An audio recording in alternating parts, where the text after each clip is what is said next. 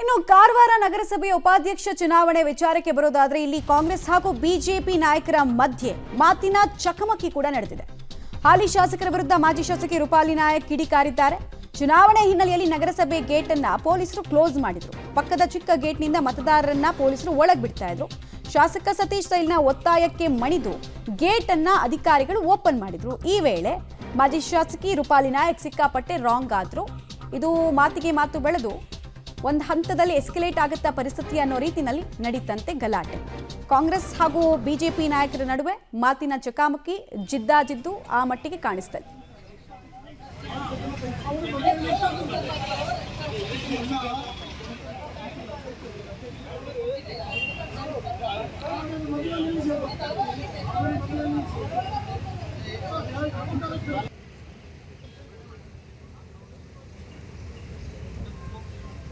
ಕಲಬುರಗಿಯಲ್ಲಿ ಎರಡು ಗುಂಪುಗಳ ನಡುವೆ ಮಾರಾಮಾರಿ ನಡೆದು ಹೋಗಿದೆ. ಪ್ರಮುಖವಾಗಿ ಕಲಬುರಗಿ ಜಿಲ್ಲೆಯ ಚಿತ್ತಾಪುರ ತಾಲೂಕಿನ ವಾಡಿಯಲ್ಲಿ ಈ ಘಟನೆ ಆಗಿರೋದು. ಸಿಮೆಂಟ್ ಕಂಪನಿ ನಿರ್ವಹಣೆ ಗುತ್ತಿಗೆ ಪಡೆಯುವ ವಿಚಾರಕ್ಕೆ ಕಿರಿಕ್ ಸ್ಟಾರ್ಟ್ ಆಯಿತು.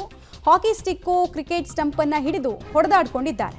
ಗಲಾಟೆಯಲ್ಲಿ ಇಬ್ಬರಿಗೆ ತೀವ್ರ ಗಾಯಗಳಾಗಿದ್ರೆ ಇನ್ನುಳಿದವರಿಗೆ ಸಣ್ಣ ಪುಟ್ಟ ಗಾಯಗಳಾಗಿರೋದ್ರ ಬಗ್ಗೆ ಕೂಡ ಮಾಹಿತಿ ಸಿಗ್ತಾ ಇದೆ. ವಾಡಿ ಪೊಲೀಸ್ ಠಾಣೆಯಲ್ಲಿ ದೂರು ಪ್ರತಿದೂರು ಕೌಂಟರ್ ಕೇಸ್ಗಳನ್ನು ಕೂಡ ಕೊಡೋ ಕೆಲಸವನ್ನು ಮಾಡಿದ್ದಾರಂತೆ ಕಂಪ್ಲೇನೆಂಟ್ಸ್.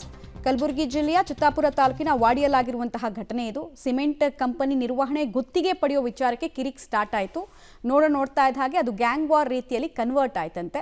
ಇದಕ್ಕೆ ಸಂಬಂಧಪಟ್ಟಂತೆ ಒಂದಷ್ಟು ಫುಟೇಜಸ್ ಹಾಗೂ ಫೋಟೋಸ್ ಪೊಲೀಸರ ಕೈಗೂ ಕೂಡ ಸೇರಿದೆ.